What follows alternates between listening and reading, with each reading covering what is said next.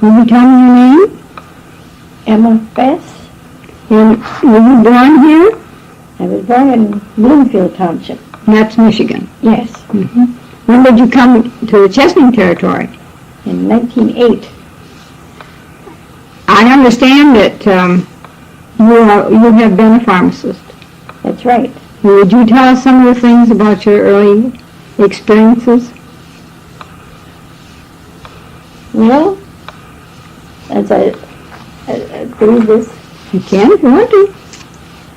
working in a drugstore or any other store was much different than today.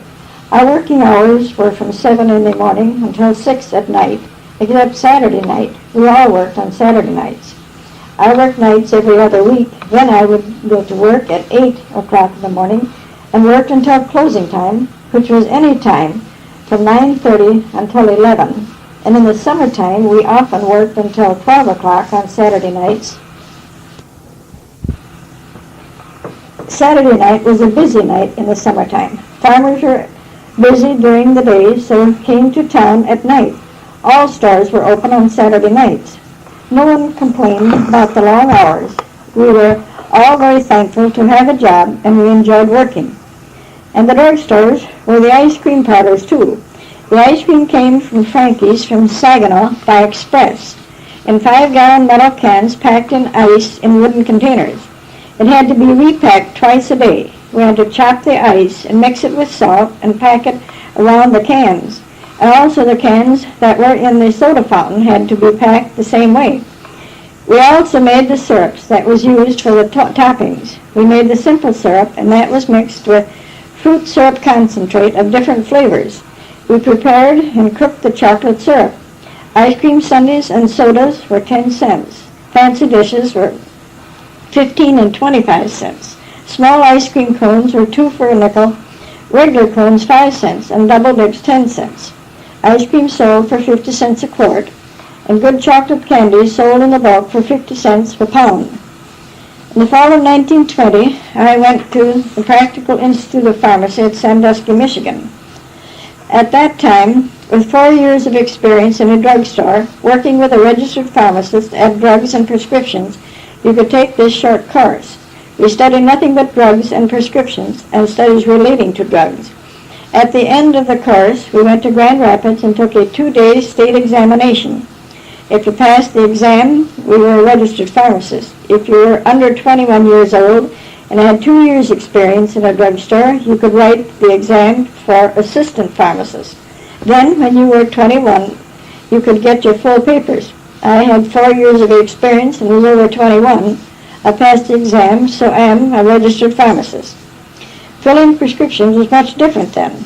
We had to mix the ingredients of a prescription, then fill the capsules, or some prescriptions would call for powders. This we had to divide the powder into powder papers and fold them and put them in boxes. Also the liquid prescriptions. Many of them contained several ingredients which had to be mixed together, and we had to mix the base for ointments. The prescriptions ranged in price from 25 cents to $1. Something special would be $2. A 6-ounce bottle of cough syrup on prescription was 75 or 85 cents. My roommate at pharmacy school went to Detroit to work. She said they never filled a prescription for less than 50 cents. There were no antibiotics or wonder drugs or vitamins those days. Most of the drugs came prepared from the drugstore today. The college boys dressed in suits, white shirts, and ties every day, not like they do today. There were 52 students in the class of 1920, 5 girls. That was the largest class of girls that had written the state exam up to that time. The wages were different too. I was getting $10 per week before I was a pharmacist. After I was a pharmacist, I got $25 per week. That was top wages. My roommate went to Detroit to work in Detroit, and she was getting the same wages. I enjoyed my work very much and was happy to have a job and did not complain about the long hours. At that time, when I was working from between 1916 and 1920, the testing had its own power plant, and would turn all the street lights off at 12 o'clock. That was right, because when I was working, I worked at Lutz's first for 1 year, and then over to Rise. And we'd go for a walk, just, to get out and get a little air and exercise. We had exercise, of course, in the store. And we'd walk in the dark, because they'd be all out at 12 o'clock. What did you do today? Well, it isn't safe No, anymore. that's what I mean. Mm-hmm. And I know I voted on this side of the river, and from where the gas station, when we turned this way, my aunt and uncle lived 1 block to the east, and then about a block north, down in there where it was, right at the end of the street. Mm-hmm. And you wouldn't think of walking down there at all in the dark, not alone. And I did. Often, if I didn't get down there, when the street lights went out, that was it. Well, now, tell me again, about how old were you when you came to Chesney? Well, I was 19, I was 10, you were 10. yes. And where'd you go to school? I went to school at the Albert School in Maple Grove, then Chesney High School. Oh. Mm-hmm. And what did you do when you were younger? What did you do for fun? I just can't get anybody to tell me what they did for fun. Oh, we used, the whole neighborhood, there was probably 8-10 of us would get together. And my brother and cousin, they'd play the mouth organ, and we'd dance, or we'd play games. And I said, if kids today would play the games that we did, they'd think we were out of our mind. What did you play? Well, we'd play button, or beast, bird, or fish, or spin the tin, and well, it was just games that today, as I said, children would think you were out of your mind. Well, I think the younger children play them, but how old were you then? Oh, we were 14, 15 years old when we played those games. And there were some of us that were even older than that. Mm-hmm. But my brother played the accordion a lot for dances, and we went to a lot of dances because he'd want us to go with him. Mm-hmm. What was your maiden name? Lito. Lito? Mm-hmm. Why, what was I going to ask you? Oh, did you go for sleigh rides and things like that in the wintertime? Yes, our school did. We would go at least once every winter. We would go to visit other schools. We usually go about 2 or 3 schools in an afternoon. Some farmer would take the whole school. And then we would have spelling bees and arithmetic match. And just to see who would win. There would be no trophies or no prizes or anything like that, but just to see who, which school could win. And we really it was fun. Mm-hmm.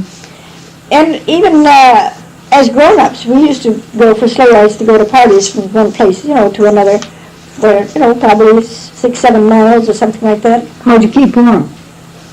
Oh, everybody brought their house blankets and fur robes or whatever they had, they put straw into the sleigh box, and everybody sit on that and covered up with the seams of everybody was everybody had a good time. Mm-hmm. Did you sing? Oh yes, we would sing too. We would at schools too. We would sing, the teachers would always have us. Did you, in your school, did you ever use the old knapsack book? Yes. Mm-hmm. But without any notes? Yes, just words. Well, we didn't have any piano in our school or anything either, but we'd sing every day. Yes. The teacher led you, didn't she? Or somebody? Somebody would, and somebody choose a song, out of the book, and we'd all sing. I don't know if we were in tune or not, but we tried. Did you skate? I never did, no.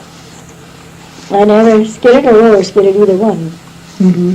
Another thing we used to do, we would ask the teacher, and the father would ask the teacher not to have any recess or either forenoon or afternoon, and then we would go to the woods about a half a mile away and pick wintergreen berries. We'd have more than an hour then, you see, Mm-hmm. and pick wintergreen berries. And what did you do with the berries? Oh, just eat them. It was just the object of going, I guess. I don't know. Today it wouldn't be any thrill, but it was those days. Yes, it would be, I think, only I don't think children have the opportunity to... No. There aren't that many wintergreen berries anymore. No, because those places are like people living there, Mm-hmm. One time we went and after we just nicely got into the woods, it started to rain. And we were lost. And we we crossed a fence and waded water to get out. We just didn't know which way we were going, and we were not enough much further than here to the road, away from the road, but we couldn't see it. And when you're lost, you just go round in circles, I guess, I don't know. And we thought, we were going to be so late for school, and it wasn't even time for school, for the bell to ring. But you get You got frantic. Yes. Yeah. Well, that's interesting. I used to pick wintergreen berries when I was a child, too. Oh, did you? Had a lot more freedom then than you dare let a child have now. I used to live near, over on the west side of the state. There's a river called the Little Sable. It empties into Lake Michigan. And I used to go and wade in that, up not in the deep part, but where it began, sort of, near where I lived, it was not too deep. That's what I'm trying to say. And I used to walk a mile and a half, maybe, and there wouldn't be a soul around. No. All by myself. Well, this road back there where we used to go from Albert School to the west, there was no one living there either. And even during the, it must have been World War, I don't know, 1 or 2, the neighbor that lived down there, she lived back there, her folks did. And she'd walk that to the corner every night alone to go on late night shift. You wouldn't dare to do that today. The dog would go with her, and then he'd go back. Well, it's been very interesting. I certainly appreciate you giving us this tape because, well, we want to get as many as we can,